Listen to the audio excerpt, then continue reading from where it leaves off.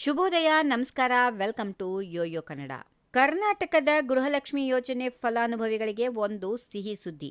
ಯೋಜನೆ 23ನೇ ಕಂತಿನ ಹಣ ಬಿಡುಗಡೆ ಬಗ್ಗೆ ಮಹಿಳಾ ಮತ್ತು ಮಕ್ಕಳ ಅಭಿವೃದ್ಧಿ ಸಚಿವೆ ಲಕ್ಷ್ಮೀ ಹೆಬ್ಬಾಳ್ಕರ್ ಅವರು ಮಹತ್ವದ ಮಾಹಿತಿಯೊಂದನ್ನು ನೀಡಿದ್ದಾರೆ. ಇಷ್ಟೇ ಅಲ್ಲ, ಮಹಿಳೆಯರ ಸಬಲೀಕರಣಕ್ಕಾಗಿ ಗೃಹಲಕ್ಷ್ಮಿ ಬ್ಯಾಂಕ್ ಮತ್ತು ಮಹಿಳೆಯರ ರಕ್ಷಣೆಗಾಗಿ ಅಕ್ಕ ಪಡೆ ಆರಂಭದ ಬಗ್ಗೆ ಅವರು ದೊಡ್ಡ ಘೋಷಣೆಯನ್ನ ಮಾಡಿದ್ದಾರೆ. ಹಾಗಾದ್ರೆ 23ನೇ ಕಂತಿನ ಹಣ ಯಾವಾಗ ಜಮೆ ಆಗುತ್ತೆ?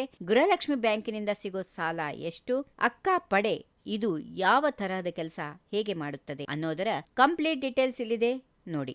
ರಾಜ್ಯದಲ್ಲಿ ಗೃಹಲಕ್ಷ್ಮಿ ಯೋಜನೆ ಯಶಸ್ವಿಯಾದ ಬೆನ್ನಲ್ಲೇ ಈಗ ಸಚಿವೆ ಲಕ್ಷ್ಮೀ ಹೆಬ್ಬಾಳ್ಕರ್ ಅವರು 23ನೇ ಕಂತಿನ ಹಣದ ಬಗ್ಗೆ ಮಹತ್ವದ ಮಾಹಿತಿಯೊಂದನ್ನು ನೀಡಿದ್ದಾರೆ.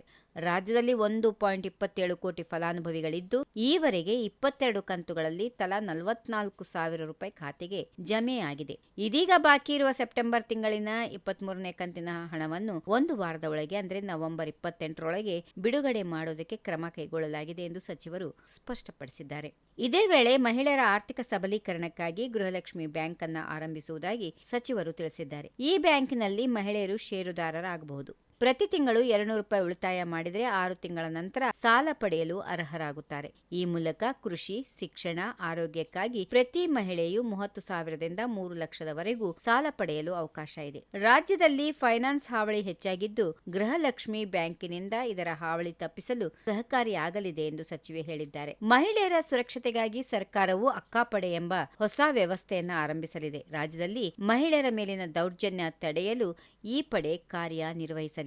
ಬೆಳಗ್ಗೆ 8 ಗಂಟೆಯಿಂದ ರಾತ್ರಿ 9 ಗಂಟೆವರೆಗೂ ಇದು ಸಕ್ರಿಯವಾಗಿರುತ್ತೆ. ಸಾರ್ವಜನಿಕ ಸ್ಥಳಗಳಾದ ಕಾಲೇಜು, ದೇವಾಲಯ, ಬಸ್ ನಿಲ್ದಾಣ ಸೇರಿದಂತೆ ವಿವಿಧ ಕಡೆಗಳಲ್ಲಿ ಅಕ್ಕಾಪಡೆಯ ಸದಸ್ಯರು ಗಸ್ತು ತಿರುಗಲಿದ್ದಾರೆ ಎಂದು ಸಚಿವರು ಮಾಹಿತಿ ನೀಡಿದ್ದಾರೆ. ಒಟ್ಟಿನಲ್ಲಿ ಗೃಹಲಕ್ಷ್ಮಿ ಯೋಜನೆ ಅಡಿಯಲ್ಲಿ ಹಣ ಬಿಡುಗಡೆಯ ಭರವಸೆ, ಮಹಿಳೆಯರಿಗೆ ಸಾಲ ನೀಡಲು ಗೃಹಲಕ್ಷ್ಮಿ ಬ್ಯಾಂಕ್ ಮತ್ತು ಸುರಕ್ಷತೆಗಾಗಿ ಅಕ್ಕಾಪಡೆಯಂತಹ ಹೊಸ ಕಾರ್ಯಕ್ರಮಗಳು ನವೆಂಬರ್ 28ರಂದು ನಡೆಯಲಿರುವ ICDS ಸುವರ್ಣ ಮಹೋತ್ಸವದಲ್ಲಿ ಉದ್ಘಾಟನೆಗೊಳ್ಳಲಿವೆ. ಇದು ರಾಜ್ಯದ ಮಹಿಳೆಯರಿಗೆ ಒಂದು ಹೊಸ ಭರವಸೆಯನ್ನ ಮೂಡಿಸಿದೆ. If you like this video, ಬೇಗ ಲೈಕ್ ಮಾಡಿ, ಕಾಮೆಂಟ್ ಮಾಡಿ, ಶೇರ್ ಮಾಡಿ ಹಾಗೂ ಯೋಯೋ ಟಿವಿ ಕನ್ನಡವನ್ನು ಸಬ್ಸ್ಕ್ರೈಬ್ ಮಾಡಿ.